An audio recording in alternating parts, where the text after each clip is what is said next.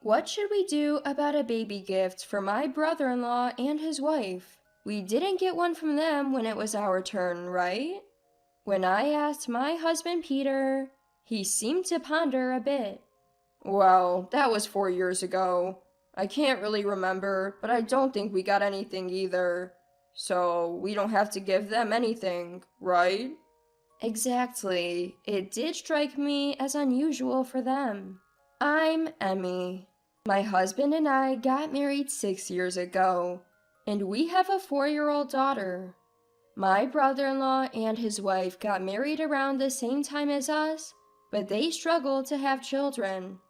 Finally, they had their first child recently, which is why I was discussing with my husband whether or not to give them a baby gift.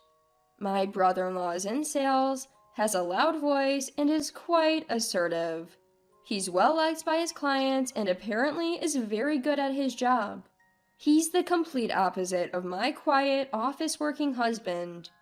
Whether it's because of his job or just his personality, my brother-in-law occasionally shows up at our house unannounced, once or twice a month.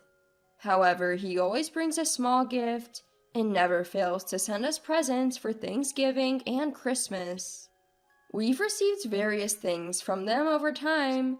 We didn't get a baby gift when our daughter was born, but maybe we should give them one this time?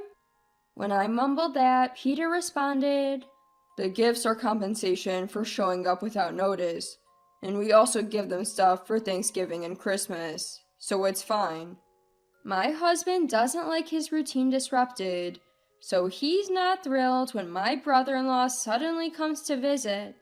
You have a point. And so we decided not to give my brother-in-law a baby gift, and instead opted to simply call and say, "Congratulations." But that very night, my brother-in-law showed up at our place again.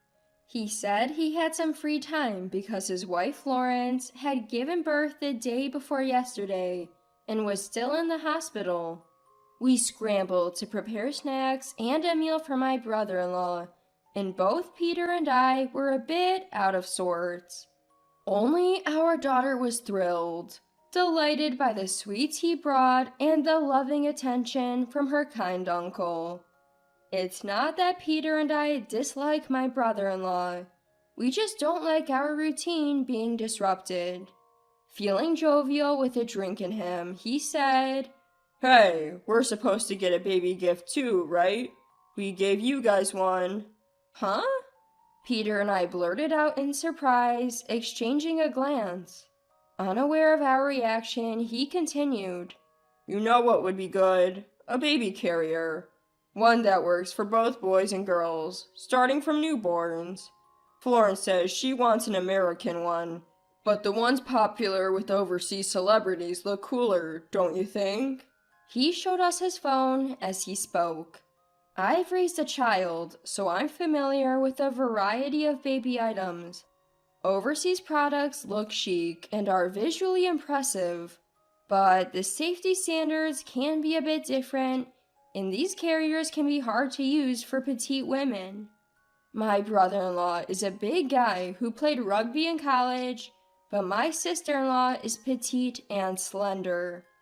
Brother-in-law, overseas brands might not be suitable for your petite wife. Instead of getting a unisex one, you might want to consider buying separate carriers. I couldn't help but offer some advice, and his face showed a bit of surprise.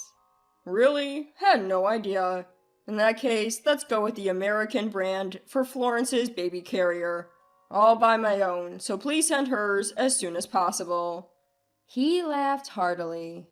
That night, neither Peter nor I could bring ourselves to say that we hadn't received a baby gift from him yet. We both agreed that we hadn't received anything, but after being so boldly told by him that he had given us a baby gift, we started to lose our confidence. What should we do about the baby gift? I asked Peter, who pondered the question with a troubled look. It's the thought that counts, right? And he does love his daughter. It seems Peter is leaning towards giving a baby gift after all. In the end, we decided to give $300 as the baby gift.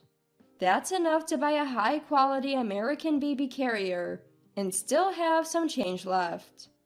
As someone experienced in parenting, I believe it's crucial to try on items related to a child's safety, like a baby carrier, so you can choose one that really fits. But Peter insisted. We should make it clear we haven't received anything. He seems quite firm on this point, and since it bothers me too, I'm glad he'll speak up. Next Saturday, Peter and I will bring a baby gift and some Jell-O for everyone to enjoy at my in-laws' house. The brother-in-law and his wife live with my in-laws, and my sister-in-law isn't planning to return to her parents' house for childbirth. I heard she was discharged on Thursday and is currently at her parents-in-law's home. In the living room, both sets of in-laws, my brother-in-law and his wife, and our family were all present. Peter hands the baby gift to my brother-in-law. My sister-in-law reaches over with glee and grabs the gift. My smiling sister-in-law said, "Thank you. You've given so generously as a thank you for everyday favors. The going rate for siblings celebrating is around $2,000, isn't it?" I was stunned, thinking how audacious she is. Both her attitude and words in taking the gift are just unbelievable. Peter, my in-laws, and even my brother-in-law were all taken aback. "Florence, that's rude," my brother-in-law softly reprimanded, but she didn't seem to care. "Well, I know you give a lot of gifts every time you visit Peter's house. We have to get something in return, otherwise it won't even out." Both Peter and the in-laws looked shocked, and my brother-in-law had a frown on his face. Is this how she really thinks? Peter and I exchanged glances. Come to think of it, it's mostly just my brother-in-law who visits us often. I then remembered we didn't interact much with my sister-in-law, but it's also inconvenient for us when my brother-in-law drops by unexpectedly. We never asked for gifts in the first place. I couldn't hold back my anger anymore. Before Peter could say anything, I blurted out, sister-in-law, just to clarify, we didn't receive a baby gift from you." I wondered if it would have been better if Peter had said it, but it was already out there. My brother-in-law looked shocked and turned to look at his wife. "Wait, I did give it to you, right, Florence?" My sister-in-law quickly looked away. Her behavior was clearly off. She quickly put on a smile and said, "Oh, I did give it. Maybe you forgot since it was a long time ago." I stated clearly again, "No, we didn't receive it." Peter immediately added, "I remember too. We definitely didn't get it." Father-in-law and mother-in-law looked puzzled, comparing us to my brother-in-law and his wife. After pondering for a bit, my brother-in-law said, "No way," and rushed upstairs. He returned shortly with several notebooks in hand. I always thought he was the sporty type who didn't care about details, but it turns out he's unexpectedly meticulous. Brother-in-law had recorded who he gave what and when, all in his notebooks. Brother-in-law, that's impressive. Caught off guard by my compliment, brother-in-law chuckled and said, "It's sales 101, haha. Look, right here." Brother-in-law presented the notebook to everyone. The entry was from 4 years ago, a few days after my daughter's birthday. Sure enough, it said, "Splurge $1,000 for Peter's daughter's baby gift. Ask Florence to handle it because I'm on a business trip." $1,000? Both Peter and I were shocked at the amount. No wonder brother-in-law was asking about the baby gift. "I thought it would be better to give it sooner rather than later, so I entrusted Florence since I couldn't deliver it myself." All I shifted to my sister-in-law. "See here, the next line says we received a baked goods set from a local bakery in return." Both Peter and I exchanged puzzled looks. But we haven't received any baby gift, let alone given any baked goods.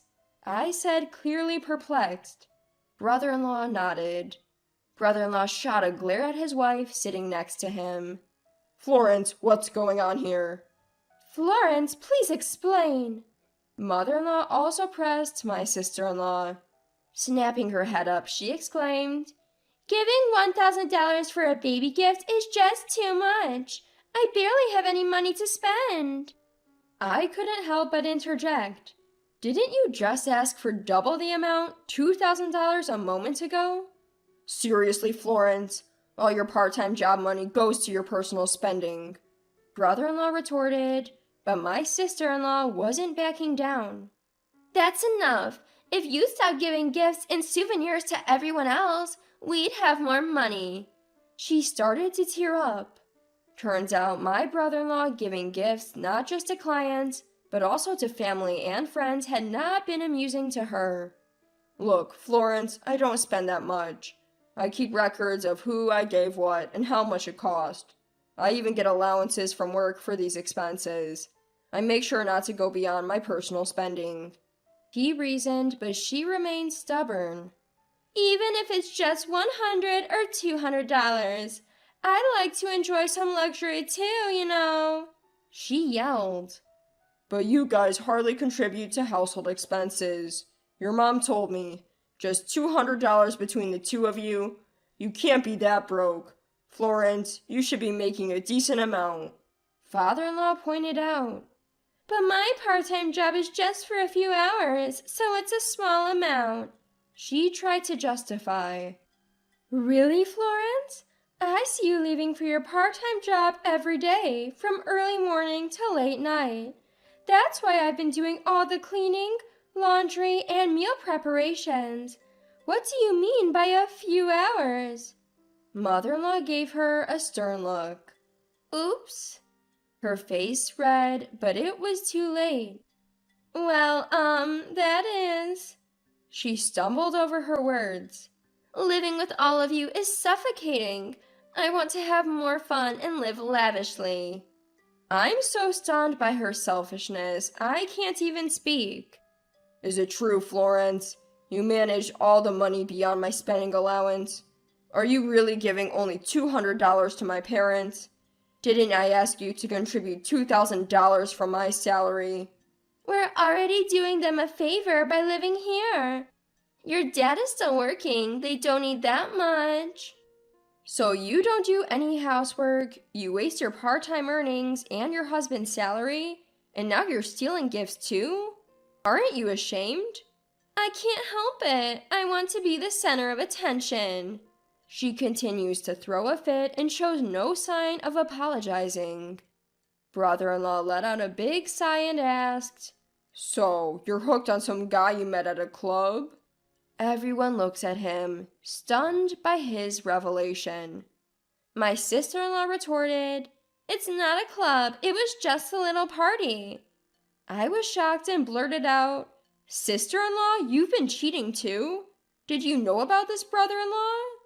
I had my suspicions and looked into it. Turns out she was really cheating. I was impressed by brother-in-law's quick thinking. No wonder he's a top salesman. It turns out brother-in-law had seen someone who looked like his wife hanging out with a younger man while he was out on business, but he chose to brush it off, thinking it was probably someone else. But it seemed like she probably wouldn't have cared if it were someone else. Let's get a divorce. I'll calculate all the money you've squandered partying and on your affair, and you'll pay it back. Also, we're doing a DNA test for the kids. Brother-in-law looked at his wife sternly as he said this. Please, no DNA tests! My sister-in-law screamed, making us wonder if the child might actually be from her affair. Mother-in-law frowned and said, I'm disappointed in you, Florence. You're just awful. Father-in-law also made his anger clear, saying, What a selfish daughter-in-law you are. Don't ever think you're a part of this family again. My sister-in-law clung to Peter and me, saying, You guys will be on my side, right? I responded, No chance. Aren't you the one who stole our baby gifts? Why should we help you? Take responsibility for your own actions. Is is that so?